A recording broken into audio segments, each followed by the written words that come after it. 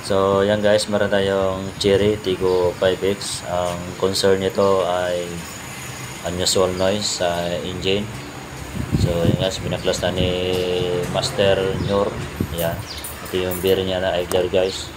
So hindi yun na pinakita kung paano yung binaklas. So visit lang masuro yan guys, paano mapaklas sa ating idler.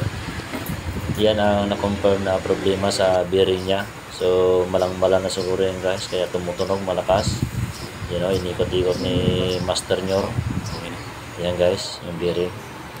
So linagyan na ng kuwan guys ng grasa, pang lubrication, para hindi na ito mag-iingay ating bearing guys. So yan, pinikot ko yung alternator kung meron pa, wala na.